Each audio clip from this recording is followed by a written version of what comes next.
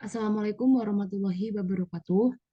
Perkenalkan, nama saya Ivana Zara Fairuz dengan NIM 20 10 11 03 1138. Di sini saya akan menjelaskan tentang profesi advokat di mana dalam pertemuan 10 di mata kuliah manajemen law firm yang diampu oleh Bu Tino.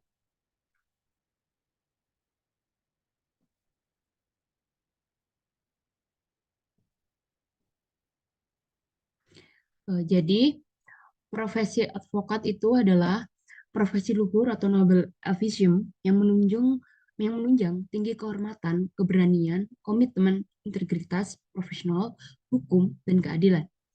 Profesi advokat diatur dalam Undang-Undang Nomor 18 Tahun 2003 tentang advokat dan mengakui advokat adalah bagian dari catur wangsa penegakan hukum di samping hakim, jaksa, dan polisi sehingga disebut sebagai officer of the court. Advokat Indonesia memiliki kode etik yang mengatur dan kode etik ini diatur oleh masing-masing organisasi advokat dan mempunyai sumpah advokat sebagaimana diatur dalam Undang-Undang Advokat. Hubungan antara advokat dengan klien adalah hubungan kontraktual dan hubungan fidusiari.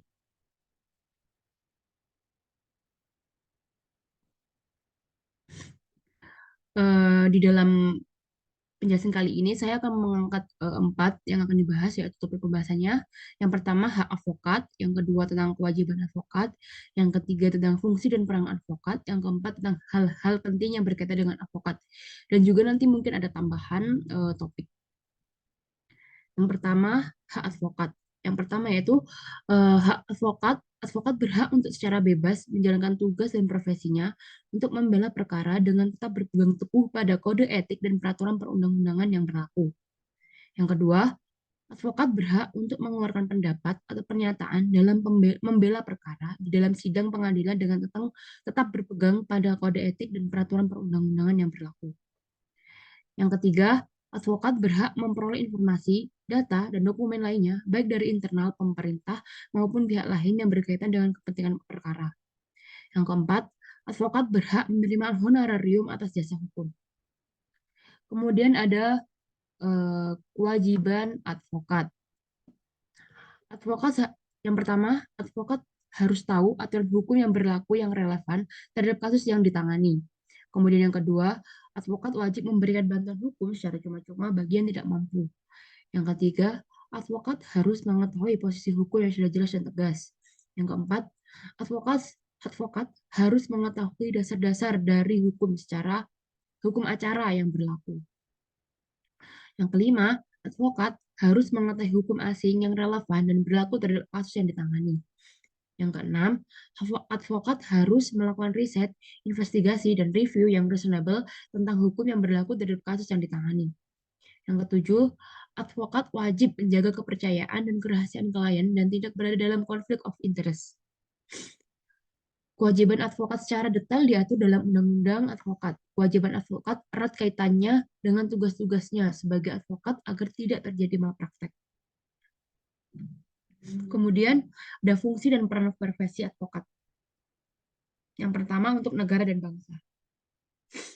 Sebagai pengawal konstitusi dan hak asasi manusia, memperjuangkan hak asasi manusia yang merupakan hak paling dasar dari warga bangsa dan negara. Kemudian untuk diri dan organisasi. Yang pertama, memegang teguh sumpah advokat, menjunjung tinggi idealisme, kebenaran, dan keadilan. Yang ketiga, menjaga persatuan dan kesatuan advokat. Kemudian untuk masyarakat. Yang pertama, untuk memberikan pelayanan hukum pada masyarakat. Yang kedua, membantu penyelesaian permasalahan hukum yang terjadi di masyarakat. Kemudian yang ketiga, meningkatkan mutu pelayanan. Kemudian untuk dunia hukum, eh, untuk yang pertama untuk menemukan hukum dengan penggunaan dalil-dalil hukum dalam beracara di pengadilan. Kemudian yang kedua melakukan penelitian hukum yang bermanfaat bagi pengembangan hukum. Hal-hal penting yang berkaitan dengan advokat yaitu yang pertama hak imunitas advokat, kemudian tradisi menjaga rahasia klien, kemudian larangan iklan advokat, kemudian larangan konflik kepentingan, dan malpraktek profesi advokat. Syarat menjadi advokat. Menurut Undang-Undang Nomor 18 Tahun 2003 tentang advokat, Pasal 3 Ayat 1. Dapat diangkat menjadi advokat harus memenuhi persyaratan sebagai berikut. Yang pertama, warga negara Republik Indonesia, bertempat tinggal di Indonesia, tidak bersatu sebagai pegawai negeri atau pejabat negara, berusia sekurang-kurangnya 25 tahun, berijazah sarjana yang berlatar belakang pendidikan tinggi hukum sebagaimana dimaksud dalam pasal 2 ayat 1, kemudian lulus ujian yang diadakan oleh organisasi advokat, magang sekurang-kurangnya 2 tahun terus-menerus pada kantor advokat, tidak pernah dipidana karena melakukan tindak pidana kejahatan yang diancam dengan pidana penjara 5 tahun atau lebih, kemudian berperilaku baik, jujur, bertanggung jawab, adil, dan mempunyai integritas yang tinggi. Kemudian jika ada masalah atau kasus terhadap advokat, maka penindakan terhadap advokat sebagai berikut.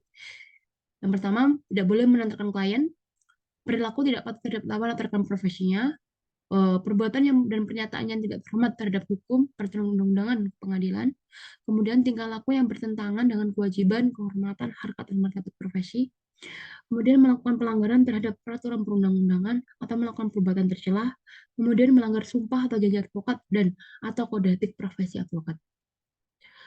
Sekian dari saya. Apabila ada salah kata, mohon dimaafkan.